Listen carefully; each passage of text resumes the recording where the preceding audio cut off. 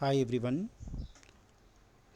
Today we are going to solve one important questions which came in IOQM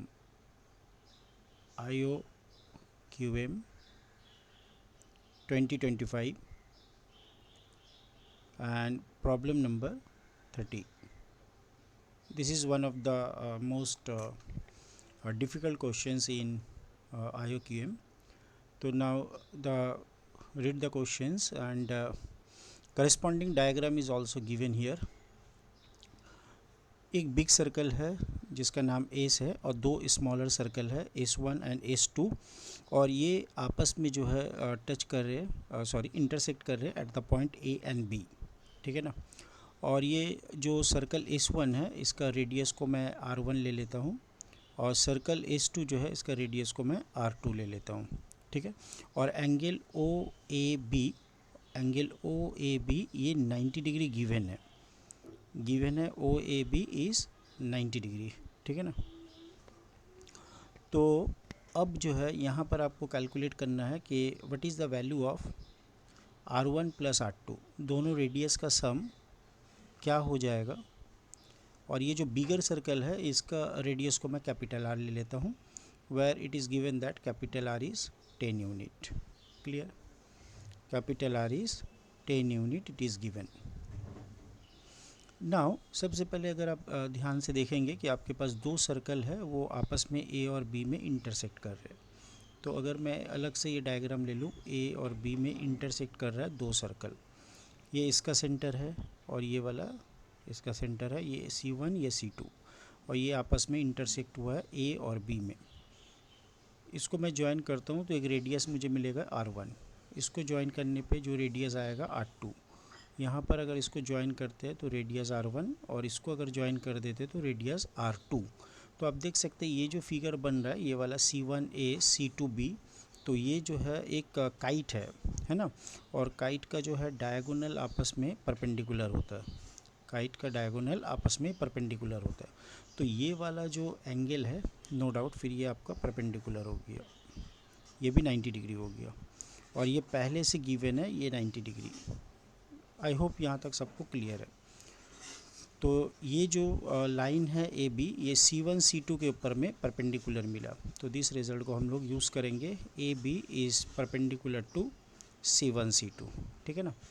अच्छा, इस diagram का अब कोई यूज़ नहीं है, इसको हटा देते हैं डियर गाइस, इसको हटा देते हैं हम लोग, ठीक है ना। Now coming to the next point, अगर आप यहाँ पर देखेंगे ये जो लाइन है ए बी तो ये C1 C2 के ऊपर परपेंडिकुलर है, ठीक है ना। यहाँ पर भी एक 90 बन रहा है, यहाँ पर भी एक 90 बन रहा है। तो आप ऐसा सोच सकते हैं कि ये एक लाइन है, ये एक लाइन है और अनदर लाइन ये है और एक लाइन दोनों के ऊपर में परपेंडिकुलर है। यहाँ पर भी 90 बना रहा है, यहाँ पर भी 90 बना रहा है। तो नो डाउट यहाँ से एक कंक्लूजन हम लोग ले सकते हैं ना कि ये लाइन और ये लाइन आपस में फिर पैरेलल होंगे। तो now we can say that this line and this line must be parallel. तो आई होप यहाँ पर आपको कोई भी दिक्कत नहीं होना चाहिए, ठीक है ना। तो ये हम लोग जब पैरेलल प्रूफ कर दिए कि दोनों लाइन आपस में पैरेलल है, तो यहाँ पर जो डायग्राम है इसको मैं अलग से ड्रॉ कर लेता हूँ। ये डायग्राम को मैं यहाँ पर ड्रॉ कर लेता हूँ। तो ये अपना O है, ये A है, क्लियर। और ये बना आपका C1, ये जा रहा है सेंटर C2, क्लियर। और ये है आपका AC2, है ना। यहाँ पर हम लोग क्या देख सकते हैं कि ये वाला जो लाइन है और ये वाला जो लाइन है ये पैरेलल है। तो नो डाउट ये डायग्राम फिर किसका बन गया, ट्रेपीजियम का। ये डायग्राम बन गया ट्रेपीजियम का, क्लियर है। तो ट्रेपीजियम का डायगोनल अपने पास है, क्लियर। नाउ अब इसका जो है डायगोनल को मैं ऐड कर देता हूँ, ये डायगोनल को मैं ऐड कर दिया, ए C1A और OC2 को ऐड कर देता हूँ, ठीक है ना। OC2 को मैंने ऐड कर दिया। आप यहाँ पर देख सकते हैं C2 is the centre of the second circle और A एक पॉइंट है उसके सरकमफ्रेंस के ऊपर। तो AC2 का जो वैल्यू है वो रेडियस के बराबर है R2। आई होप यहाँ तक क्लियर है। Similarly A point is on the circle S1 and C1 is its centre. तो सेंटर से ये पॉइंट A को ज्वाइन करने पे ये मुझे रेडियस मिल जाएगा R1। अब मेरे पास दो ट्राइंगल है, एक ट्राइंगल है OAC1, ट्राइंगल OAC1 ये ट्राइंगल है आपके पास, और एक ट्राइंगल बना आपके पास OAC2, OAC2। तो अब मेरा ये क्वेश्चन है, क्या हम लोग ये दोनों ट्राइंगल का एरिया को कैलकुलेट कर सकते हैं?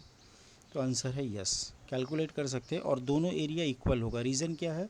बिकॉज दोनों जो ट्राइंगल है वो एक ही बेस OA के ऊपर में स्टैंड है, और दोनों ही सर्कल जो है सेम पैरेलल लाइंस के अंदर पे है। तो यहाँ से हम लोग इसका एरिया को अगर कैलकुलेट करते हैं तो यहाँ पर मैं यूज़ करना चाहता हूँ साइन रूल, ठीक है ना। साइन थीटा से हम लोग इसका एरिया को कैलकुलेट कर लेंगे। तो इस एंगल को मैं यहाँ पर एक θ1 मान लेता हूँ, और ये एंगल को मैं θ2 मान लेता हूँ। तो फॉर्मूला क्या है? Half AB into sine theta. तो हाफ इसका साइड जो है C1O, C1O, और यहाँ से जा रहा है C2 C1A, बट C1A का वैल्यू हमको पता है ना, C1A का वैल्यू है R1, तो मैं डायरेक्ट R1 ही लिखूँगा, R1, और into sine of included angle that is θ1। Similar way में गाइज हम लोग इस ट्राइंगल का एरिया को कैलकुलेट कर सकते हैं, हाफ इंटू ये वाला साइड है C2O, और इसका रेडियस जो है R2 है, और दोनों के बीच का एंगल जो है वो θ2 है। ये हो गया। अब मैं इसी एरिया को, ये जो दोनों ट्राइंगल का एरिया है, इसको मैं कैलकुलेट करना चाहता हूँ अनदर वे में, जिसको बोलते हैं हीरोन्स फार्मूला। अच्छा, यहाँ पर आप देखिए, ये दोनों ट्राइंगल का एरिया अगर इक्वल है तो मैं इसको इक्वल डाल देता हूँ। तो इक्वल डालने से हाफ और हाफ कैंसिल हो जाएगा, तो आपके पास आ जाएगा C1O R1 साइन θ1, और यहाँ से गाइस क्या आ जाएगा? C2O R2 साइन θ2, साइन θ2, ठीक है ना। डॉट दे देते एक, और इसको मैं एक नाम दे देता हूँ इक्वेशन 1। अब मैं यही काम करूँगा but with the Heron's formula. अब मैं हीरोन्स फार्मूला यूज़ करके ये दोनों ट्राइंगल का एरिया को कैलकुलेट करने वाला हूँ। तो अब मैं यूज़ करने वाला हूँ हीरोन्स फार्मूला। हाँ, तो हीरोन्स फार्मूला यूज़ करने के लिए आपको सबसे पहले सेमी पेरीमीटर कैलकुलेट करना होगा दोनों ट्राइंगल का। तो मैं पहला ट्राइंगल जो है ये वाला C1AO, इसका S1 मान लेता हूँ सेमी पेरीमीटर। तो आप यहाँ से क्या लिखेंगे? बेस OA, फिर आप लिखेंगे OC1, और उसके बाद C1A and then divided by 2। क्लियर है ना? अब यहाँ पर देखिए OC1 एंड C1A। तो OC1 ये वाला पार्ट डायग्राम में देखिए, और C1A ये इसका रेडियस है। तो इस रेडियस को आप यहाँ पे कैलकुलेट कर सकते हैं कि OC1 के बाद ये रेडियस मैंने ले लिया, तो ये पूरा हो जाएगा OP, जो बड़ा सर्कल का रेडियस है। तो इसका मतलब आप इसको लिख सकते हैं OA plus bigger radius and और तो कुछ बचा नहीं, डिवाइडेड बाई 2। आई होप यहाँ तक क्लियर है। Bigger radius R then divided by 2। Similarly अगर हम लोग सेमी पेरीमीटर निकालते हैं दूसरे वाला सर्कल का, तो यहाँ से आपको क्या मिलने वाला है? OA प्लस ये वाला side OC2 plus AC2 and divided by 2। तो OA एज इट इज़, अगर आप इसको देखेंगे OC2 और उसके साथ ऐड करेंगे AC2, AC2 is nothing but R2, तो ये आपको कैपिटल R देगा डिवाइडेड बाई 2। आई होप यहाँ तक आपको क्लियर है। तो ये जो हम लोग के पास रिज़ल्ट आया, ये कंफर्म कर दिया कि S1 का वैल्यू S2 के बराबर है, और जो similar to equal to S मान लिया मैंने, इसको मैंने S मान लिया सेमी पेरीमीटर। क्लियर है? तो आई होप यहाँ तक सारे बच्चों को क्लियर होगा, इसमें भी कोई डाउट नहीं होना चाहिए कि दोनों जो ट्राइंगल है वो दोनों का सेमी पेरीमीटर सेम है, ठीक है ना।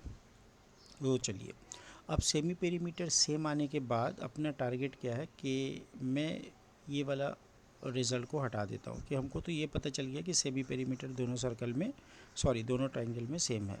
अब मैं हीरोन्स फार्मूला डायरेक्टली अप्लाई करना चाहता हूँ दोनों ट्राइंगल के ऊपर, ठीक है ना। तो यहाँ पर अगर अप्लाई करते हैं फर्स्ट ट्राइंगल में, तो ये आएगा मेरा S1 और OC1 side, S minus A तो यहाँ पर मैं लिख सकता हूँ S1, अच्छा S1 S2 दोनों को मैंने S मान लिया था, तो अब डायरेक्टली S से ही काम करते हैं। तो S इंटू S माइनस एक साइड होगी आपका OC1, फिर S minus another side OA, और S माइनस एक साइड हो गया R1। तो मैंने ये वाला ट्राइंगल का एरिया ले लिया। अब मैं इसका लेता हूँ S इंटू S माइनस, यहाँ से आप निकालेंगे तो OC2, फिर आएगा आपके पास S माइनस AC2, अच्छा AC2 को हम लोग क्या नाम दिए थे, R2, तो इसको हटा देते हैं, R2 लिखते हैं, ठीक है, R2, और उसके बाद S माइनस OA। तो गाइज आप देख सकते हैं कि दोनों तरफ से S माइनस OA को आप कैंसिल कर दो, S और S कैंसिल हो गया। अब जो बचा इसको आप मल्टीप्लाई कर दो, तो यहाँ से आएगा S² minus OC1 plus R1। Diagram की तरफ देखिए, OC1 प्लस R1, तो ये आपको देगा कैपिटल R, तो कैपिटल R S प्लस ये दोनों का प्रोडक्ट OC1 इंटू R1। यहाँ पर आ जाएगा S² minus OC2 plus R2, तो ये हो जाता है capital R into S and then plus OC2 multiply with R2। अब यहाँ से भी गाइस बहुत सारे टर्म कैंसिल हो रहे हैं, तो आपके पास आ गया OC1 multiply with R1 is equal to OC2 multiply with R2। तो ये रिज़ल्ट को मैंने 2 मान लिया। अब यहाँ पर देखिए OC1 R1 ये वाला टर्म यहाँ प्रेजेंट है इक्वेशन 1 में, तो ये दोनों को मैं कैंसिल कर दूंगा बिकॉज दे आर सेम। तो नंबर 1 रिज़ल्ट आपको क्या देगा, नंबर 1 रिज़ल्ट आपको दे देगा कि θ1 इज़ इक्वल टू θ2 के बराबर है। θ1 जो है वो θ2 के बराबर है। आई होप यहाँ तक क्लियर है आपको, θ1 इक्वल टू θ2।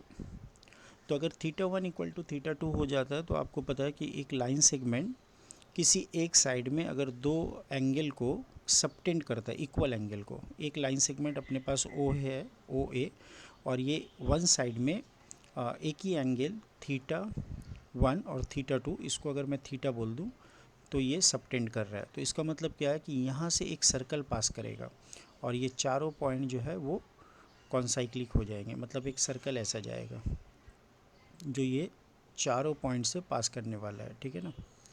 तो आप ये मान के चलिए कि एक रिज़ल्ट हमारे पास है कि अगर एक ट्रपीजियम अगर साइक्लिक हो तो वो हमेशा आइसोसेलिस होता है ना डियर।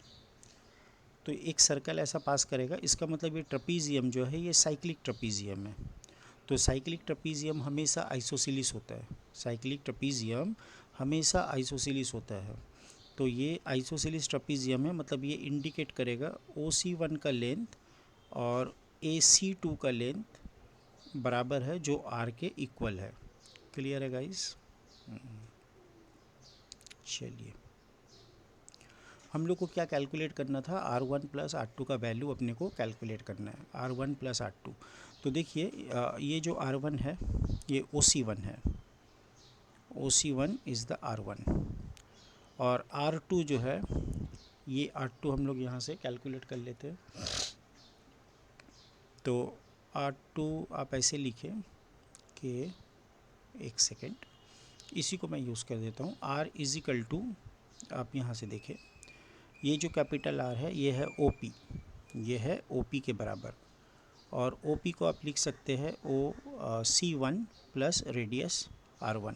अच्छा, OC1 का वैल्यू अभी आपने क्या निकाला था, OC1 का जो वैल्यू है ये OC1 का वैल्यू R2 के बराबर था, AC2, तो ये R2 होगा। हाँ, तो ये OC1 जो है नथिंग बट R2, तो R2 प्लस R1 ये हो गया आपका कैपिटल R, और कैपिटल R का वैल्यू आपको क्वेश्चंस में गिवन है कि 10 यूनिट, तो यहाँ से आपने निकाल दिया sum of the radii is 10 unit. तो ये वीडियो आपको कैसा लगा कमेंट में ज़रूर बताएं। तो इस वीडियो में या फिर इस सम्स का जो ख़ास बात था कि यहाँ पर बहुत सारे रिजल्ट्स को आपको एक साथ यूज़ करना था, हीरोन्स फार्मूला, फिर area of the triangle in terms of sine theta, ये वाला फार्मूला चाहिए।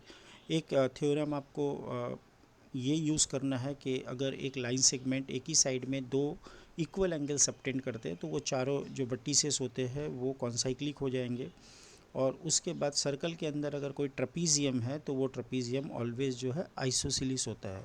तो ये सारे चीज़ों को आपको ध्यान में रखना है।